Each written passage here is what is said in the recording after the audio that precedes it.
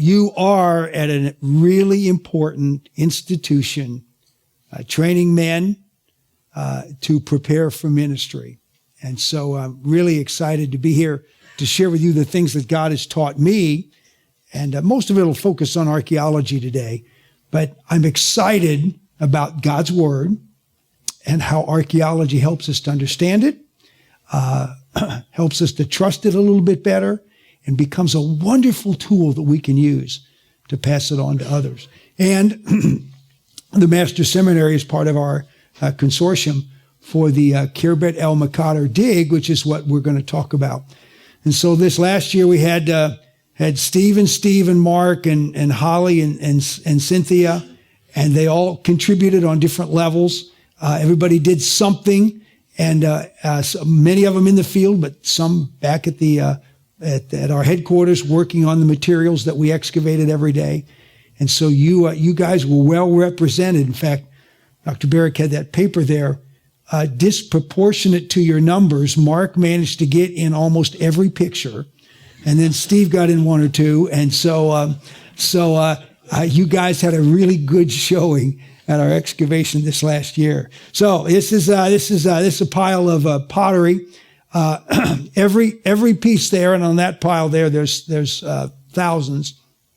Every piece was excavated out of the ground on the site, brought back home to headquarters, was washed, was soaked and washed, and then dried, and then every piece was analyzed front and back, taking a look at it, and then probably 1 out of 10, maybe 15 pieces we actually keep. It speaks to what we found, and it's information that we need to keep to pass on, to record, and then to pass on to others, so that other scholars can compare with what we've got.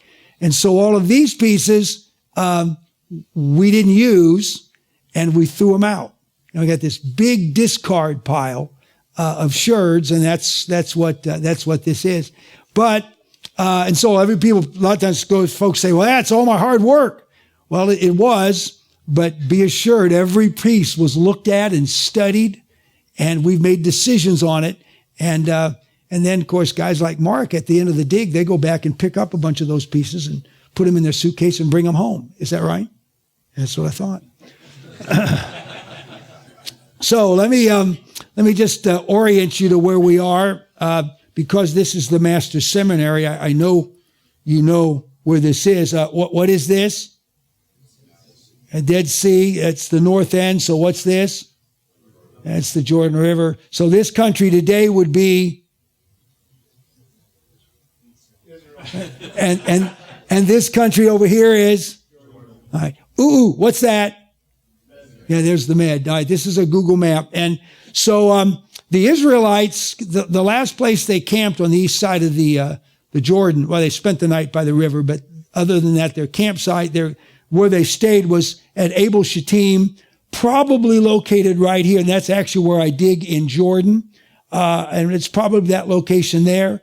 Here is Jericho, excuse me, the modern city, and then the ancient tell is right there, and then Khirbet El Maqader, which we believe is the city of Ai, is located right up here. So here's a view looking from Khirbet El Maqader, looking right back to where Abel Shittim probably was located. It's certainly in that area. And now we're at Abel Shittim, that site, Jordan River Valley there, or Jordan River right there, the whole valley. And then we were here's Jericho, the old mound, and then we were just right up in that area. This is a look at the very region. We're at in the north edge of the tribe of Benjamin.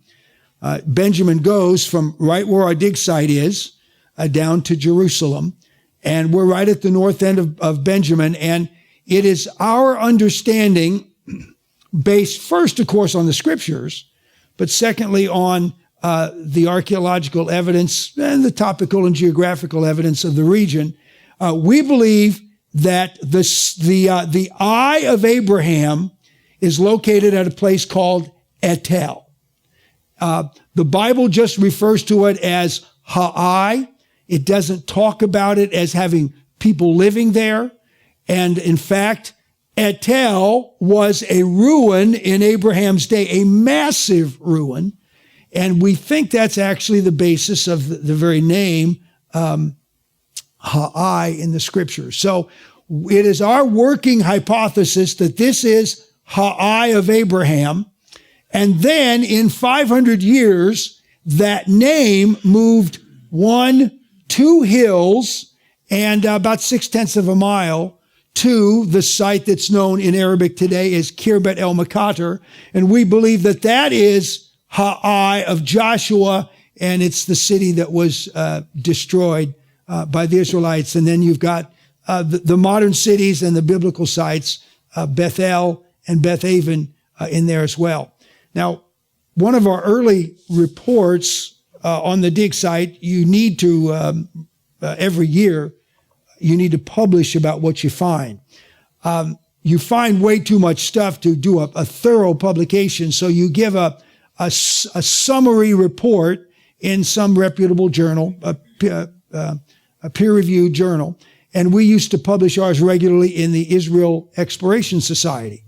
And so one year, Dr. Bryant Wood, the dig director, decided that he would just put in, after about 4 or 5 years, we thought we'd earned the right to just put in the note as a final a postscript that our site would seem to fit what the Bible talks about as the city of Ai of Joshua's day. And then also made a note about this very thing of Etel being the Ai of Abraham. Well, the publishers, the editor of IEJ sent back a note and said, boy, this flies in the face of everything. How can you possibly say this? And Bryant wrote back and he said, well, the only evidence, the only ancient historical documentary evidence for Ai is in the Bible. There is no other ancient source. So if there was such a place as Ai, you got to go to the Bible to find it. And since scholars talk about it, wouldn't it be okay to at least mention that in the article? Well, the editor said, okay, and then the editor actually included that as part of the article, recognizing the validity of the concept. So that is our working hypothesis. I think it makes sense. By the way, I don't know how familiar you are with the Holy Land, but you know the name Mount Zion? You know about that, right? You read about that? Well, Mount Zion in the Old Testament, do you know what that was in the Old Testament? It was the Temple Mount. Today you go to Israel, and do you know where Mount Zion is? It's the next hill over, the western hill of the old walled city of Jerusalem. I mean, even Holy Zion moved one hill over the last 2,000 years. And of course, in the Old Testament, the city of David was located where? The biblical name, the city of David, located at Jerusalem. In the New Testament, the city of David is Bethlehem. Well, we know why, but so names can move and names can adapt. And so I don't think there's any problem with our working hypothesis. We can't prove it, but it does seem to fit what the biblical text says. So here's our dig site, Khirbet el Makater there. The modern security road going up through the West Bank. This is south. This is north. Over here is what is referred to as the illegal West Bank settlement, Jewish settlement of Giviat Asaf. It wasn't something that was recognized and approved by the UN and everybody involved, but they carved out their own little community. These are little caravans, little trailers. Now it's much more expanded. This is an earlier picture. And then this is the Palestinian village of Deir Dabuan. And the main village is this way, but this extends right out to the very edge of our dig site. So we're located in the West Bank, 10 miles north of Jerusalem, with an illegal Jewish settlement on one side and a long-time Palestinian village on the right. And we have managed to have good relations with both all of these years, and they've actually both been very helpful to us at different times. But it is a it is a little tenuous. We've never been afraid, never fearful for our lives or of danger at all from either sides. And we've had good working relationships with our neighbors there. So here's the dig site. Up right there is a Byzantine monastery. For years, explorers noted a church, a chapel, but it turns out it was just a chapel to a greater monastery there. The ancient city of Ai that Joshua defeated seems to be about 2.5 to 3 acres right in this area. And then there's a New Testament community which centers on this area, but there's probably some more, and we certainly found some things down there. This is the gate area of the site facing north, the gate area of Joshua City, just like the Bible says. And that's where we're going to spend most of our time today. Here's what we think the wall looks like. Now, if you look at archaeological data, you'll see that's pretty impressive.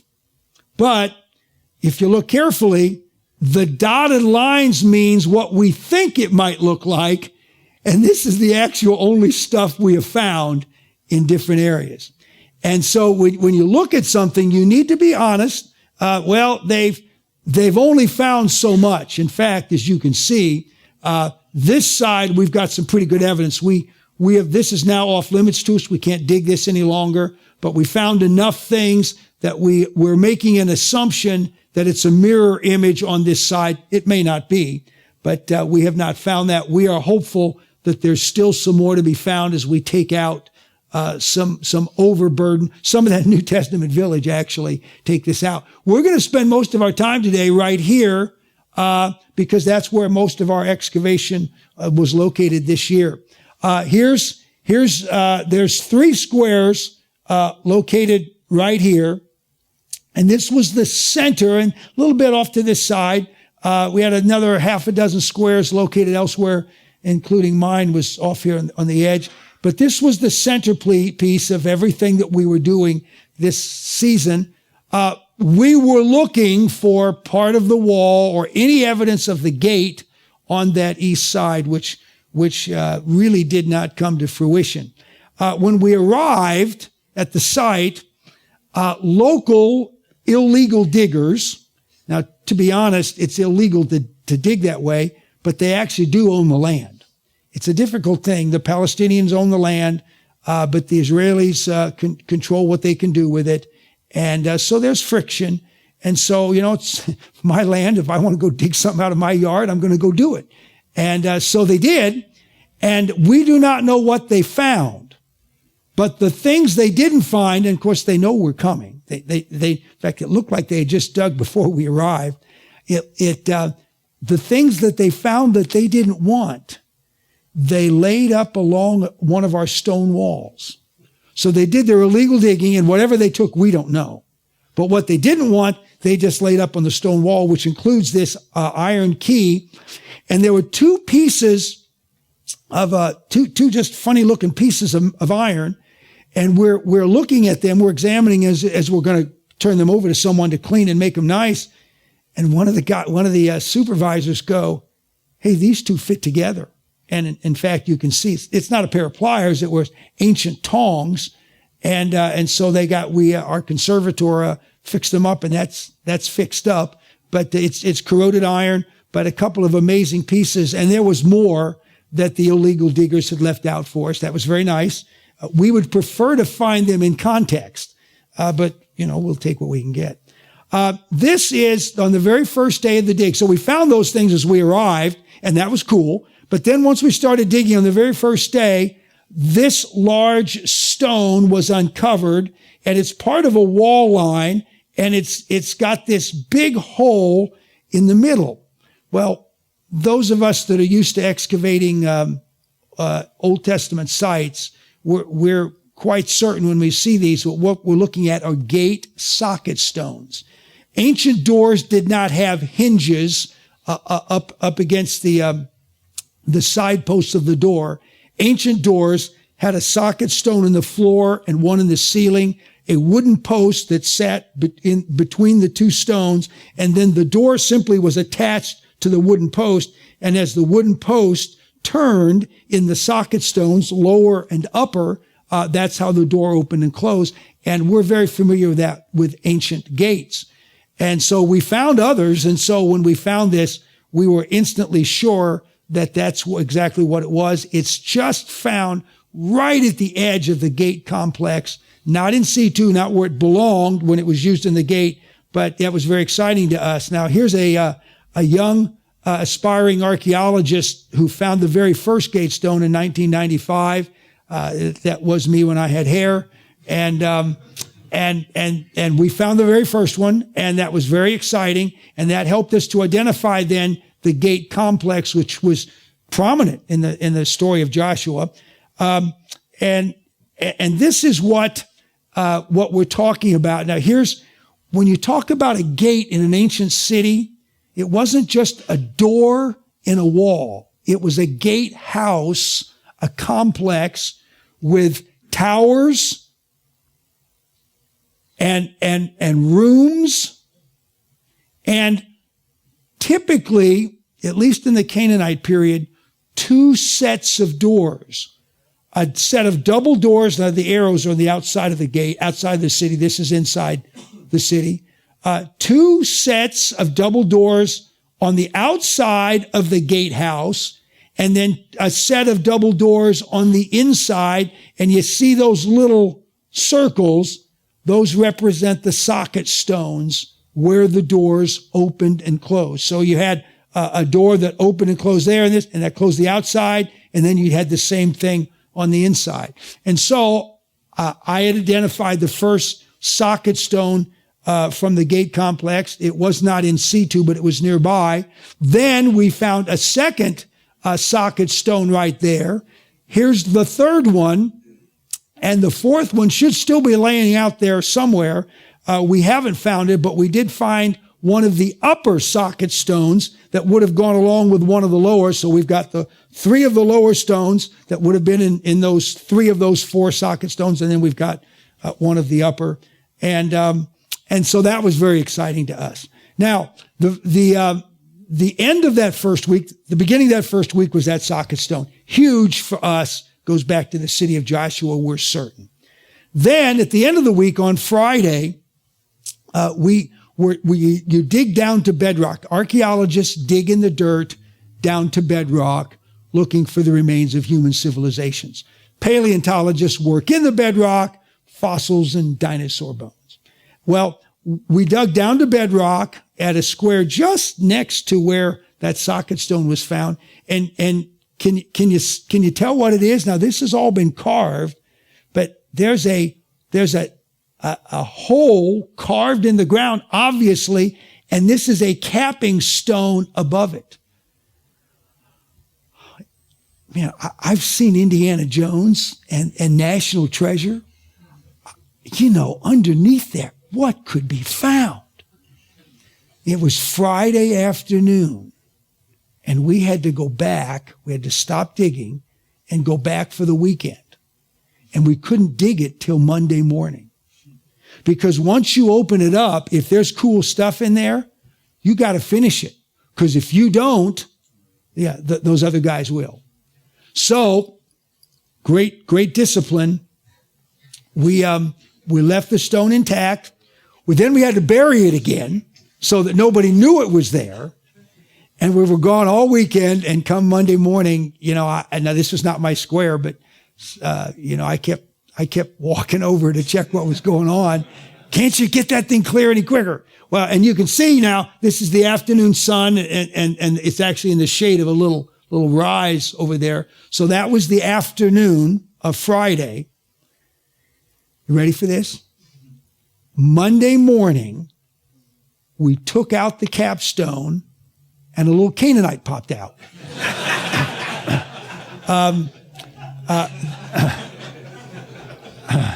That is petite little Sally.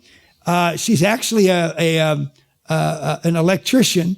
That's what she does for a living. I can't remember where she lives, but it took somebody small to get down that hole, to get down there. And Sally and then another young guy cleared that thing out. for us. No treasure. In fact, it was basically just dirt.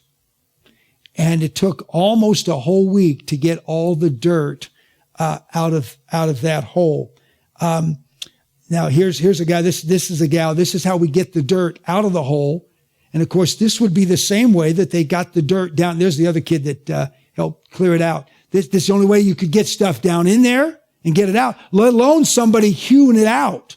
What it would take to carve this thing out, one small person starting from the top and then working their way down. It really was an amazing feat. It's not building the pyramids in Egypt, but it's quite impressive what they managed to do. And we got it all done, and dirt and a few coins.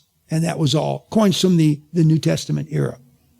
Well, then we found another hole carved in bedrock, and then another hole carved in bedrock, and then this massive, these would all be underground storage silos. This massive one, now here they aren't all the way to the bottom, but they actually cleared this from the bottom. Is about 8 feet wide and about 8 feet deep, and obviously it's almost like a cellar. And the excavators identified not good steps, but stones that would even place to be as steps to go down into this subterranean cavern. So we wound up with 5 underground silos, and then additional stone cut installations in the New Testament era village. Here was a mikveh that was dug out, a ritual bath on the other end of the site, and then what came out of all of these holes were coins. Coins, coins, coins, coins. 205 of them, to be exact.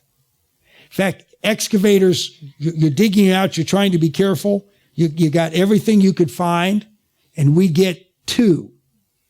Then a gal with a metal detector came by on the dirt we had just dug out, the dirt we had just carefully dug out, and she'd find 10.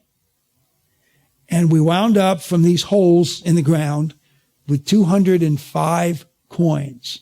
It was an incredible haul of New Testament era, a little before come of them, because coins were kept in circulation for 100, 200 years. But New Testament era coins, and the 205 of them, they all haven't been cleaned and identified since the dig in May. But in the past, the coins we have found in the past, they all end at 70 A.D. As the Romans come south to Jerusalem, they apparently wiped out our city as well, our village as well, and the coins cease until the Byzantine monastery that we showed you up on the hill. This is the 128 coin crowd, and wouldn't you know, Mark got himself in that picture. There's Dr. Barrick. There's Metal Detector Girl, and we have not.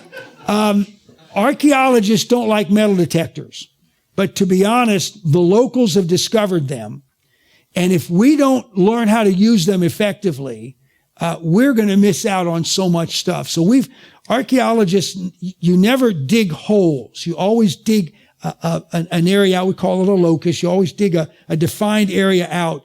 Always think of it as the way you empty the bathtub. You fill the bathtub with water. That we would call that a locus. The bathtub interior is a locus, and you empty the dirt in your locus like you empty the water out of the bathtub. When you pull the plug out of the drain here, your bathtub doesn't drain like this. It all goes down even. And so when you excavate your locus, it's supposed to go down even, because that helps you to know how things are interconnected. So we got down we would do the best we could, but you can only go so far. So we began to learn how to use these metal detectors and do them right. And we didn't dig holes. And certainly after we dug dirt, we sifted it. And most of our coins were found that way. She's actually standing down in the hole. She's She's a food scientist. She was one of the people on the team that made sun chips. You ever had any? What do you think? Huh? Well, anyway, she's one of those people to blame. But that's Dr. Bryant Wood, who's the dig director. So the most coins came out of Dr. Barrick Square and this hole, and they had 128 of our 205 coins from the entire dig season. It was an incredible bonanza. One of the Israelis who works for the Department of Antiquities there, he actually said he has never seen one location come up with so many coins as this one hole did. It was an amazing situation. I honestly don't know how people kept dropping coins down in there. You know, it wasn't a wishing well. You don't know what they were thinking, but it was to our benefit to get those. And there's Dr. Barrick again. I'm blaming Mark for getting in all these pictures, but Dr. Barrick did okay. This is a Roman jar, large storage jar, that he excavated all the way down to the base and sitting on a little bit of a pedestal there. It was an amazing feature. And then here's this is stoneware. We read about stone storage jars in the New Testament and the ritual cleansing. Well, the Jews used stoneware to do that. Pieces of stoneware there. Dr. Barrick pulls up a stone cup. It's this soft, chalky Jerusalem limestone that actually you could pair it like with a knife, like you would some food, some fruit.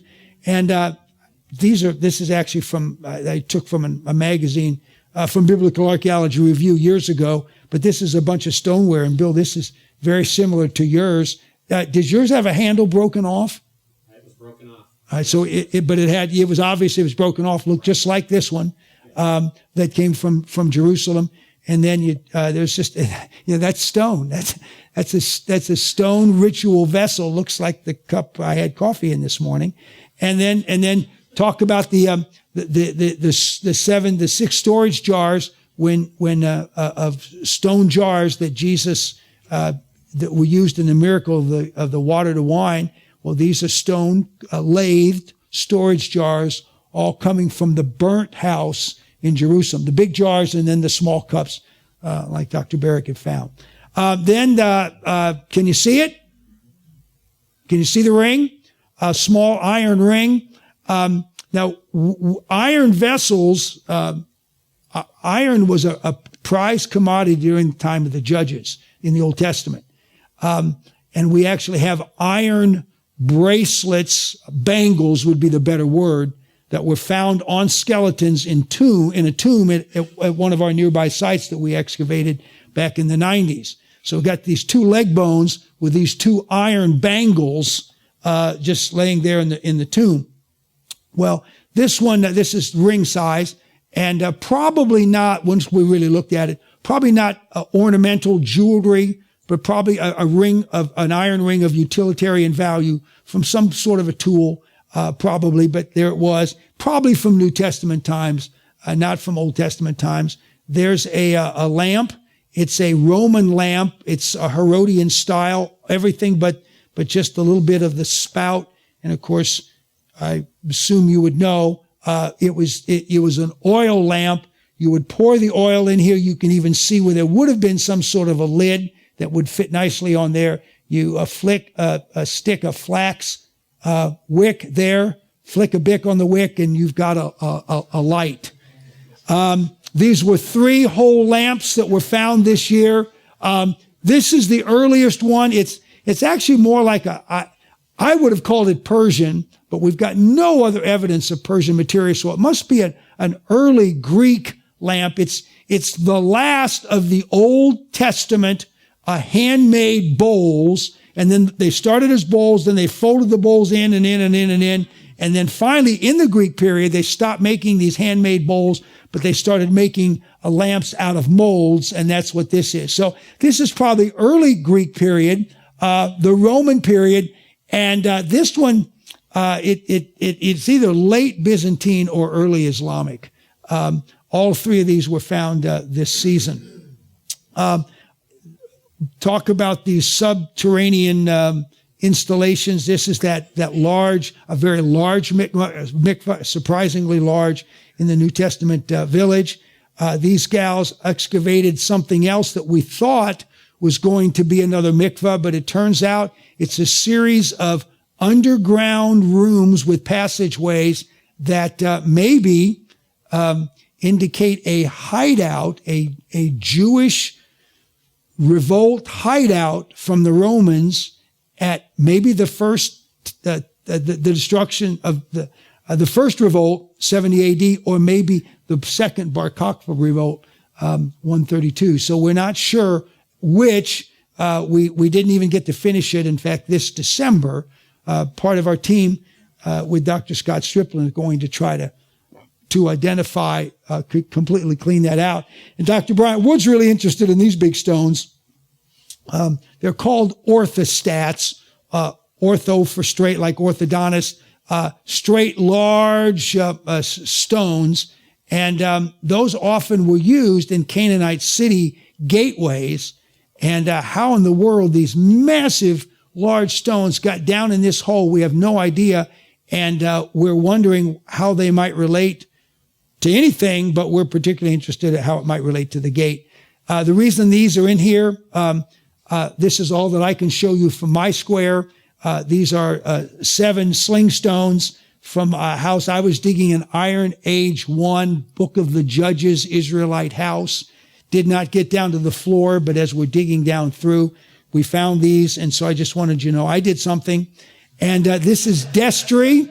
And Destry is digging, and it's just dirt and rocks, and you're just cleaning it up and trying to be careful. And she's digging, and she's putting stuff in the dustpan and then putting in a goofer to be dumped, and this funny looking little rock, and she thought it's funny and cleans it off a little bit and takes over to the square supervisor and says, is this anything?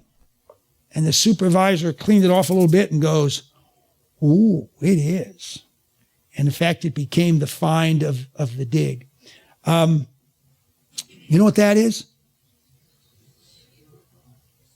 Yeah, it's a beetle, but the Latin word is scarab. You know what that is?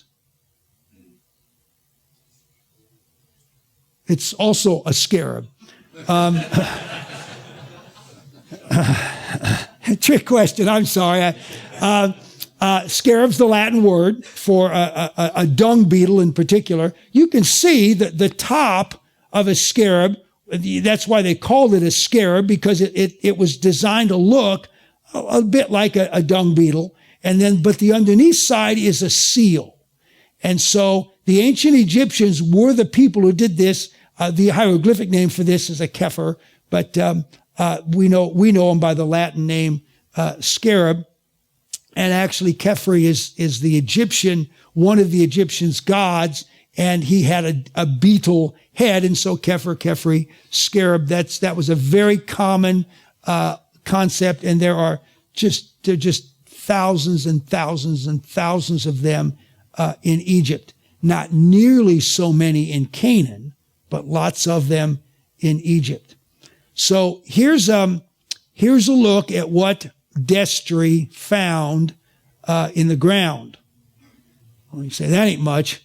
That hole. This is. I guess you figured this out. That's one side, and then this is the other side. So that hole actually goes all the way through, but you've got this hole on both sides of the thing. Here's the other side. Look how it looks, and then this is the top.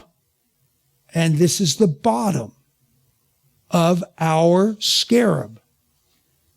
They're not found very often. This is the first time I found one. We found one on the Jordanian side. The first time we ever found one in my 13 years of excavation in the West Bank. And here it is. Now, Dr. Barrick did not find it, but you would have thought he did, because he really got into this. Got online over there there we are. When we go back to our dig headquarters at night, he's staying up late and finding all kinds of stuff out. And he was sort of the local expert for us, who was sort of cluing us in while we still have this thing in the field, what is it we actually have, and what are we going to do with it? So I asked him if he would just say a little bit. I asked him if he'd said much to you, and he said he hadn't. So Dr. Bear, come on up, and if you want to use my pointer to point out some stuff, this is really, for those of us who came to dig this, the eye of Joshua, this is a big deal. When you look at this scarab, notice a couple of things. Number one, the symbol here on the right is the Egyptian symbol, the Ankh symbol, that is a life symbol. And then the creature here that you see with the tail and the rear haunch here that is very articulated is, and the head would be the head of an eagle. And the body of a beast here, 4 legs on it. And this is a griffin. And when you look at this in combination, you find out that this is a scarab that is Canaanite, not Egyptian, and it's from a very specific period of time. Daphne Ben-Tor is the leading expert on the scarabs in Canaan and Israel. And in her book in 2007, she described the kind of Canaanite scarabs, like what you see here. And she mentioned that they're the ones with griffins, they're the ones with mythical creatures, they're the ones with the symbols that have to do with mysticism and with good luck charms. So that this, as you look at it, is very distinctive in that regard. And it comes from only one period of time. And the Israel Antiquities Authority, when they took this from us to examine and then returned it later returned the report later, confirmed what Daphne Ben-Tor has written as the expert on the subject in her book, that the date for this particular scarab is 1550 to 1400 BC. There's only a 150-year period in Canaan that this exact kind of scarab had been created or had been made. This is made of glass. It's only about 19 to 20 millimeters in length. It's very light. It's very small. The hole would be on a string to wear around the neck so it wouldn't get lost, could be taken and used as a seal, but was basically a good luck charm. And this then helps us to be able to date the city, because this says that this is before the time of, or about the same time at the end of that period of time, be about the time of the conquest of Canaan under Joshua. So this is where it was found was with a context of Middle Bronze Age pottery shards. And it was in an area of the city that was somewhat influential. And it has great promise for the future and the key find of 2013. In fact, Dr. Wood would say the key find of the dig, I think in 11 seasons, it was remarkable. So we have pottery that helps us to date our destroyed small fortress of Ai, and now this independent confirmation is very exciting for us. Now, just real quickly, we didn't dig the monastery, but I just wanted to show you because just some laces stuff. This is the plan of that monastery, what we think it looked like. And I just put this up here because we just got it this week. Our architect is Dr. Lane Rittmeyer, who is probably the one man alive today who has seen, photographed, measured, and drawn more of the Temple Mount than anybody. I refer to him as the Temple Man because he is just the international expert. No Jew, Muslim, or Christian has ever seen more alive today, seen more to tell about than Lane Rittmeyer. And he's the architectural architect for us at both of my digs. And so Lane just finished this drawing. This is a rough drawing. And he said, if make corrections and then I will pen and ink it and get it ready. But this is what our monastery looked like. Here's the chapel and then the forecourt. And then there's additional buildings over this way that we haven't even begun to excavate. But this is a very exciting look at us and it gives a real sense of the Byzantine church. The Byzantines always built churches on holy sites, Old Testament or New Testament. There's no record of Jesus doing anything in this region, so we assume the monastery was built for an Old Testament event. And it would seem to us that the Old Testament event that it's built to remember is Joshua's capture and destruction of the city of Ai. We have local workers, local Palestinian workers who help us. We pay them, and they help us. It's part of our goodwill gesture. She's the youngest square supervisor on our team. It's about her 5th season. She's in her mid-20s, and just a good young archaeologist and a great worker. That's what the ladies on our dig do. That's what the guys on our dig do. And then I'll show you this picture of a bunch of old guys. Where this is where you read the pottery after the dig season. After each day, you dig it out of the ground, you wash it, you let it dry a day, and then today we dig, we analyze yesterday's pottery. Look at all the old bald heads, and their white hair. This is a bunch of old guys. You know what we need? We need some young blood.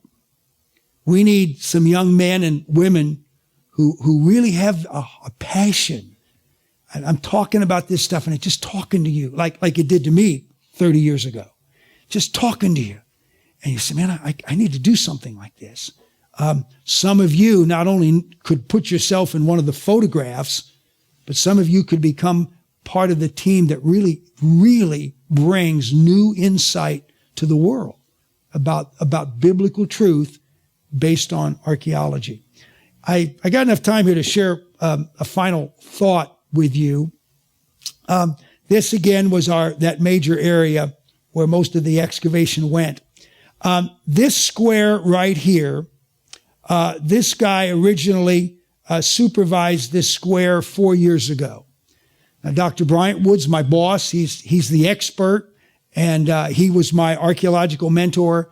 And Dr. Wood, 4 years ago, told me to get this, go ahead and excavate this square. Now, we dig in 5 meter squares with an extra line of an extra meter on two ends.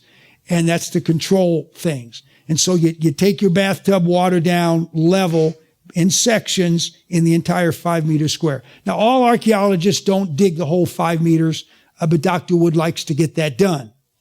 And so we got started 4 years ago, and I had Jim start on the west side, and I had him take 2 meters on the west side, and there was we hit the bedrock within 18 inches, and there was just nothing there. Well, I'm the administrative director. I've been with Dr. Wood all these years from the beginning. So I made a management decision. It's stupid to dig the rest of this square out because obviously there's nothing there.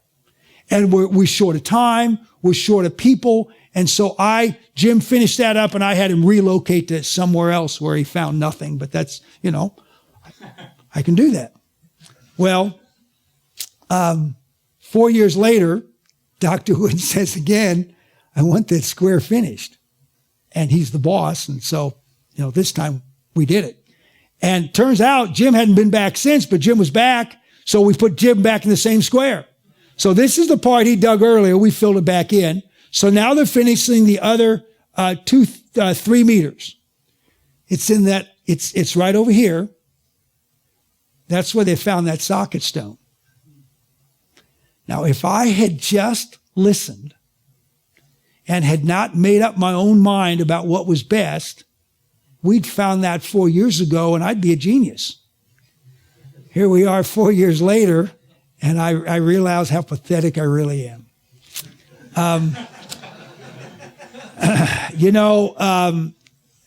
Our God, and Jim actually told a story. He says, 3 years ago, I found nothing. 4 years ago, I was really discouraged.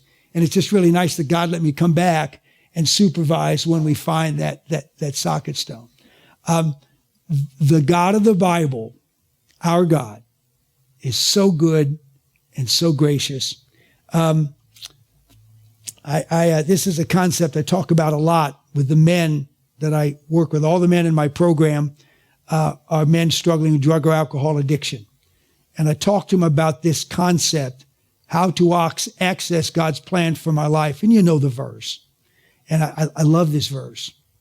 And the way it's written, it sounds like God in the past, it's true. He planned a plan for us, but the way he says it, I still know what it's like. The plan that I planned for you is still in force.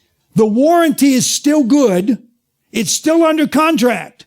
In spite of all the stupid stuff you've done, the plan is still good. it's still in force.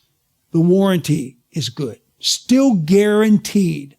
And the plan, of course, is to prosper. That doesn't mean make you rich, but you'll be all right. Prosper and not to harm you. Plans to give you a hope and a future. Now, I've got the word how in capital letters because this has become such a great concept for me. And the older I get, the more I try to simplify how this stuff works. And here's how it works for me. How do you get some of this? How do you plug into this? Well, using the word how, H-O-W, there's a concept that comes from recovery, and it's just a really biblical concept. Honest, open, and willing. When you and I stay honest with God about where we really are today, and open to what God is saying to me through circumstances and situations today, and willing to just step out and attempt to do the things I think He wants me to do right now, when we stay this kind of guy, we can't miss. 4 years ago, if I'd practiced that on the dig site, we would have found that thing. But Gary did what Gary does. And so still grateful I got to see it 4 years later, and it all worked out. But that's God. And so, because of all this, and I spent a lot of time working on all this stuff and thinking this stuff and teaching this stuff, I've actually developed my own definition of spirituality. I don't know if this will pass theology class that you guys are taking, but I ask you on a practical level to improve on that, and I'm not sure you can. Here's how you walk a spiritual walk. You do it before God. This is always me and God. Always God conscious. And to the best of my ability, and that's going to be imperfectly, I'm going to try to be that honest, open, and willing guy one day at a time. I got to thinking, I can't think of a command in the scriptures. I can't think of a command in the Bible that you wouldn't fulfill if you just simply lived and worked and walked like this. I've been working it now for quite a while. It's working pretty good for me. So if this talks to you, give it a good run, because the God of the Bible has got the coolest plan for your life. And as you stay honest, open, and willing, it'll be so easy for Him to direct you. And even when you get off, He'll hook you right back up and reconnect you. It's been my joy to share with you about what happens at Kirbet El Makader. And I'm hoping that God's talking to some of you. Some of you maybe need to be part of the team for years to come to make a real contribution in the field of biblical archaeology. Maybe you're just going to come one time. Or maybe you won't come at all, but you'll begin to think about all this stuff differently, and you'll begin to see the value and use all the advantages of biblical archaeology as we begin to take the message of a God who's got the coolest plan for everybody's life. We take that message to anybody who's available and willing to listen and hear it. Well, bow with me, please. Father, I thank you. It's been my privilege to be here today. I thank you for the chance to share with my brothers the things that you're doing in my life, and for the wonderful experiences as we actually uncover things related to the biblical world. And Lord, how they relate, how they help us to appreciate exactly what the scriptures say. Bless each one today, their studies, pressures at home, ministry responsibilities. You know where we are, you know what we need. And I commit us all to that plan one day at a time. And I ask you to help us to stay honest, open, and willing to the best of our ability. In Jesus' name, amen.